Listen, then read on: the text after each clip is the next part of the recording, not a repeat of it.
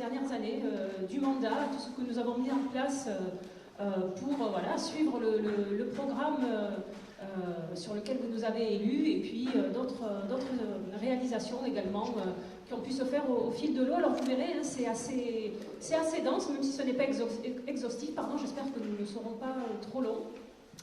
Et nous allons vous présenter différentes thématiques que nous avons essayé de regrouper, et suite à ces présentations, il y aura une série de questions-réponses sur lesquelles vous pourrez réagir, nous faire part de la façon dont vous, le retour que vous pouvez faire, notamment sur ces réalisations, et vos retours pourront aussi nourrir notre programme qui est en cours de construction. Mais ça, nous en parlerons à la fin du bilan. Donc le déroulé, hein, vous voyez, il y a... comment ça fonctionne? Voilà, c'est comme ça. Plusieurs thématiques qui vont vous être présentées, qui suivent, donc, comme je vous le disais, hein, à peu près le programme que nous avions présenté en 2020. Écoutez, je ne vais pas perdre plus de temps maintenant, on va rentrer tout de suite dans le feu de l'action, et je vais passer la parole à Frédéric Fesquet qui va vous parler de démocratie locale. Avant, tu veux dire un mot? Juste avant, donc vous avez 5 thématiques. Donc il y aura des questions-réponses à la fin de chacune des 5 thématiques. Donc qui vont durer à peu près chacune, les 5 thématiques, un quart d'heure à peu près. Voilà. Et les questions-réponses, elles vont être mises sous la forme, on va s'organiser comme ça. Il y a Bruno Eric qui va distribuer à la fin de chaque des 5 thématiques, il va y avoir 3-4 exposés, 3-4 présentations. Entre les présentations, là, qui sont très courtes, voilà, Bruno va distribuer des post-it, et puis vous mettez vos questions, et il récupère les post-it, et à la fin de chaque thématique, on fait les questions-réponses. On ne pourra pas répondre à tout, mais Bruno sélectionnera les priorités, les questions prioritaires. Merci. On ne lève pas la main à la fin des présentations pour prendre la parole. Bon, ça peut être pas mal aussi. Donc Frédéric, je te laisse la parole, si tu veux bien, sur la démocratie locale. Bonjour à tout le monde. Alors, première diapo. Alors, la démocratie locale, comme tout le monde le sait, c'est pas un vote tous les 6 ans. Hein. C'est être à l'écoute et engager un dialogue constructif. Plus concrètement, vous voyez ici les conseils participatifs. Il y a eu 2 conseils participatifs qui ont été de nature assez différente. Je vous laisse voir un petit peu, je ne vais pas tout commenter. Ce qui est intéressant de voir dans ces 2 conseils participatifs, c'est que dans les 2 cas, des modifications ont été apportées aux projets initiaux avec les habitants dans le conseil pour le déplacement et avec les commerçants dans le conseil d'aménagement des places.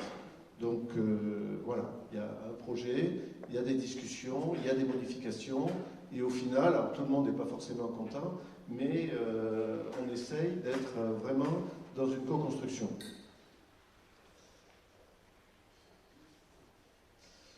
Un autre exemple de co-construction, c'est l'agrandissement de la reconstruction partielle des écoles. Voilà un autre exemple de co-construction. Vous voyez qu'il y a beaucoup de partenaires qui ont été amenés à discuter sur le projet qui était prévu au départ. Et là, je pense aussi que ça a été très positif en termes d'échange.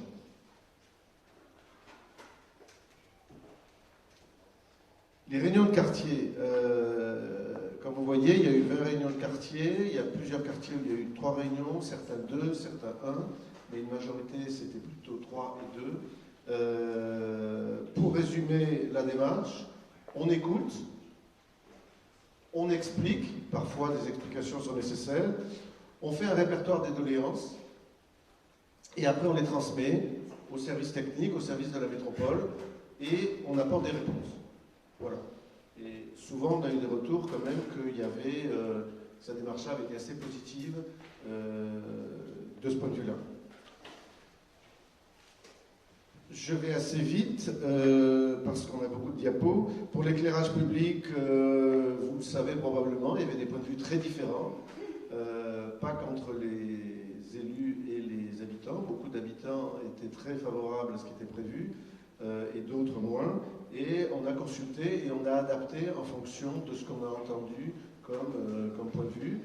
Là aussi, je ne dirais pas que tout le monde est satisfait à 100%, mais je pense qu'il y a eu une écoute et il y a eu une prise en compte de ce qui a été dit.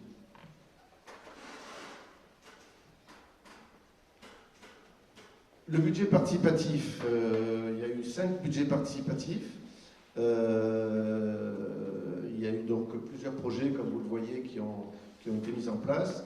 Il y a eu surtout à signaler une amélioration dans l'accompagnement des projets.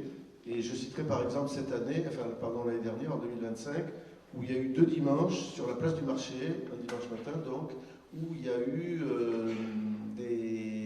des ateliers, un atelier pour faire émerger les projets et après, effectivement, suivre les projets.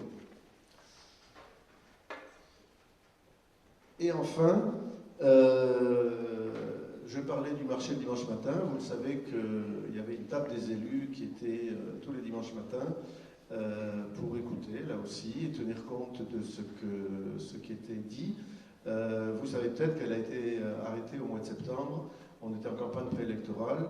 On n'était pas obligé de l'arrêter, mais on a pensé que c'était peut-être plus raisonnable de laisser la campagne préélectorale, maintenant on rentre bientôt dans la campagne électorale, se dérouler.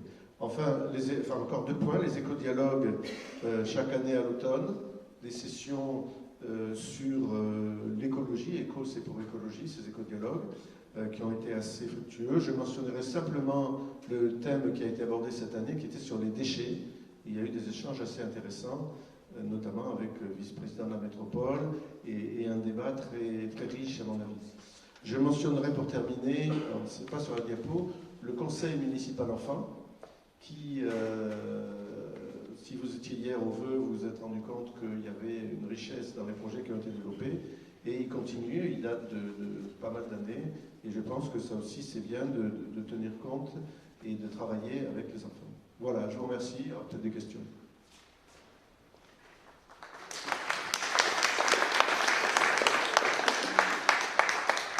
Merci. Donc, par souci de gain de temps, on ne va pas faire une transition entre chaque thématique, sinon ça va être trop long. Ce que je voulais vous dire, c'est voilà, ce que nous présentons là, ce sont chaque fois des sujets qui sont améliorables, sur lesquels nous avons aussi un retour, sur lesquels nous nous questionnons, sur lesquels nous pouvons et nous le faisons, et nous nous questionnons avec vous. Donc il y a encore des choses à faire, hein. Il faut garder ça en tête aussi, et ça peut être l'objet aussi de vos questions, hein, de nous questionner là-dessus, comment nous voyons les choses, qu'est-ce que nous envisageons pour la suite. Donc,